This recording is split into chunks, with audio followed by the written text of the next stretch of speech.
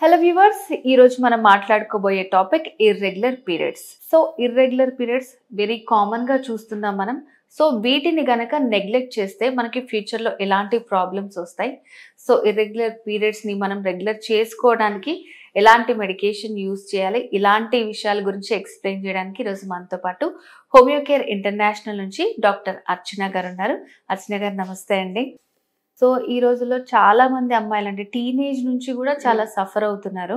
So ఇంతకు ముందు ఎక్కువ ఉండేది కాదు ఈ ప్రాబ్లం. సో అసలు ఈ ఇర్రెగ్యులర్ పీరియడ్స్ అనేవి ఎందుకు వస్తున్నాయి అంటారు ఎక్కువగా? ఇప్పుడు మీరన్నట్టుగా అంటే కేసెస్ బానే పెరిగినాయి. అంటే 1 ఇన్ 10 అమ్మాయిల్లో ఒకరికి మాత్రం ఈ ఇర్రెగ్యులర్ పీరియడ్ ఒకరి నుంచి ఇద్దరికి కూడా మనకి ఇర్రెగ్యులర్ పీరియడ్స్ అనేది వినబడుతుంది. బట్ అది ఎంతగా ఉంది అంటే ఇప్పుడు నార్మల్‌గా ఒక హెల్తీ వుమెన్‌కి వన్స్ మెనార్కీ వచ్చిన తర్వాత the cycle should be like 28-32 days minimum ఉండాలి. Or 30 days. దానిలో మళ్ళీ 4-5 డేస్ అనేది ఫ్లో ఉంటది. That is a normal cycle. But దీనికి మించి అంటే కొంతమందికేంటి వన్స్ ఇన్ 15 డేస్‌లో వస్తుంది. ఆగదు, మళ్ళీ 15 రోజులకి మళ్ళీ వస్తుంది. దాన్ని కూడా ఇర్రెగ్యులర్ పీరియడ్ కిందే తీసుకుంటాం. లేదు, కొంతమందికి once in 40 days, once in 50 days or once in 2 months, 3 months, 4 months ఇట్లా. కొంతమందికి 6 మంత్స్ కూడా ఉండదు. సెకండరీ అమెనోరియా అంటాం. ఫస్ట్ మెన్సెస్ వస్తాయి. తర్వాత అసలు మెన్సెసే రావు.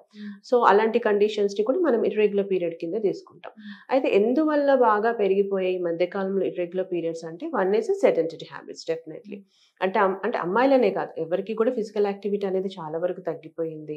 At the same time late nights నిద్రపోవటం కానీ, ఎక్కువగా జంక్ తీసుకోవటం కానీ, స్ట్రెస్ ఫ్యాక్టర్స్ వల్ల కానీ, ఈ మొబైల్ యూసేజ్ ఎక్కువైపోవడం, రేడియేషన్స్ వల్ల కావచ్చు, అన్నెసెసరీ అంటే బయట ఉన్న స్ట్రీట్ ఫుడ్ ఎక్కువగా తీసుకోవటం, ఈ ఫాస్ట్ ఫుడ్ ఎక్కువగా తీసుకోవటం, అండ్ ఆల్కహాలిజం కానీ, స్మోకింగ్ కానీ ఇవన్నీ చేయటం వల్ల కూడా దాదాపుగా మోస్ట్ ఆఫ్ ది గర్ల్స్‌లో మనకి ఇర్రెగ్యులర్ పీరియడ్స్ అనేది గమనిస్తూ ఉన్నాం.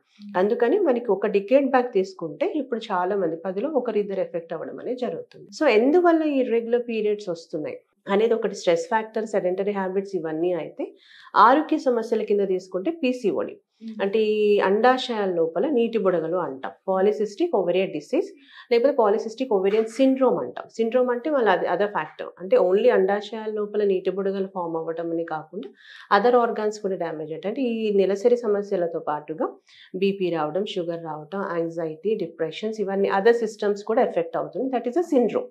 బట్ వేరస్ పీసీఓఎస్‌లో ఏంటంటే మనకి అండాశయాలు నీటి బుడగలు అనేది రప్చర్ కాకుండా మనకి ఆ అండాశయం చుట్టూతా ఫాలికల్స్ లాగా ఫామ్ అయిపోతాయి. దాన్నే మనం పీసీఓడి అంటాం. సో దీనిలో కూడా మనకి first and foremost symptom is irregular period. అంటే ఎయిదర్ వన్స్ ఇన్ 2 వీక్స్ రావచ్చు, వన్స్ ఇన్ 1 వీక్ రావచ్చు. నాకు మొన్నే వచ్చింది మేడం, మళ్ళీ వచ్చిందనే వాళ్ళు వస్తూ ఉంటారు. లేకపోతే స్కాంటీగా కనిపిస్తూ ఉంటుంది. వచ్చినట్టు కనిపిస్తది బట్ ఉండదు. లేకపోతే స్పాటింగ్ అవుతూ ఉంటుంది. అంటే జస్ట్ యూరినేషన్ వెళ్ళినప్పుడు లేకపోతే ఇన్నర్స్‌కి స్ట్రెయిన్ అవ్వడం ఇలానే ఉంటుంది కానీ ఓవర్‌ఫ్లో అనేది ఉండదు. అండ్ అది మనకి once in 30, 40, 50 days depends on PCOD సివియారిటీని బట్టి కూడా ఉంటుంది. ఇది కాకుండా యాక్నే, పింపుల్స్ రావటం కానీ, లేకపోతే లైక్ మనకి ఈ మొహం మీద అవాంఛిత రోమాలు అంటే అప్పర్ లిప్‌లో కావచ్చు, చిన్‌లో కావచ్చు, బ్రెస్ట్, నిపుల్స్ వీటి మీద, లెగ్స్ మీద ఎక్కువగా హెయిర్ అనేది అంటే అవసరానికి మించిన హెయిర్ అనేది రావటం మనం మెయిన్ సిమ్టమ్ ఆఫ్ పీసీఓడి తీసుకుంటాం. సో ఓన్లీ పీసీఓడిలోనే ఇర్రెగ్యులర్ పీరియడ్స్ అనేది కాకుండా ఈవెన్ థైరాయిడ్‌లో కూడా మనకి నెలసరి సమస్యలు అటు ఇటుగా ఉంటూ ఉంటాయి. So most common will be PCOD is the first place. Second is a thyroid. So most of the cases మనకి హోమియోకి వచ్చేటప్పటికి ఆల్మోస్ట్ మోడరేట్ ఉన్న కండిషన్సే వస్తాయి. అంటే ఒక 3 మంత్స్ నుంచి రావట్లేదు, 45-50 డేస్ సైకిల్ వస్తుంది, విపరీతంగా వెయిట్ పెరుగుతోంది, స్కిన్ నల్లగా అవుతుంది, డ్రై అవుతుంది, డల్ అవుతుంది అనే వాళ్ళు ఉంటారు. సో చాలా మందికి నేను చెప్పేది, తల్లులకు కూడా చెప్పేది అదే. అంటే బిఫోర్ మ్యారేజ్‌కి మీరు పట్టించుకోకుండా ఉంటున్నారు చాలా మంది. మ్యారేజ్ అయినాక చూసుకుందాంలే అని.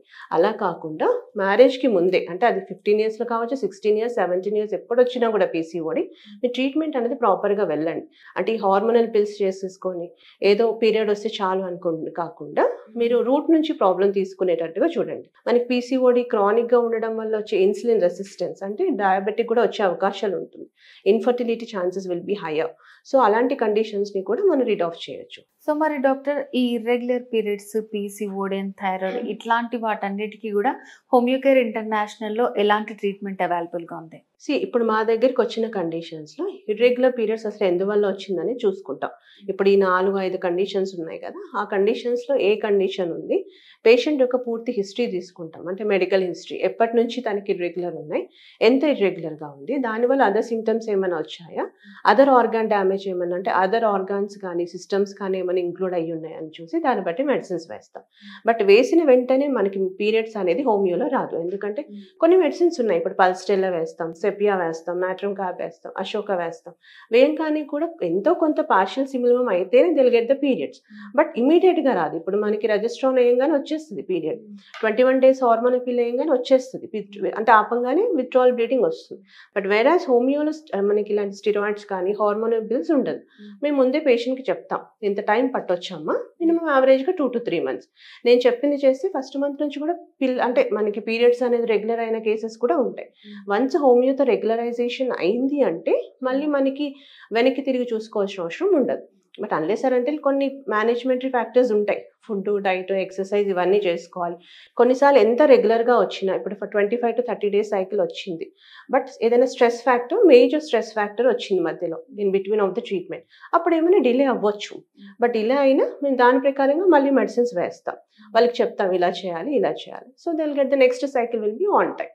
అండ్ ఫ్లో కూడా 3-5 డేసా, 6 డేసా, ఫస్ట్ మెనార్క్ అని డిపెండ్స్ చేసుకొని ఆ సైకిల్ వచ్చేటట్టుగా విల్ గివ్ ద మెడిసిన్స్ అండి.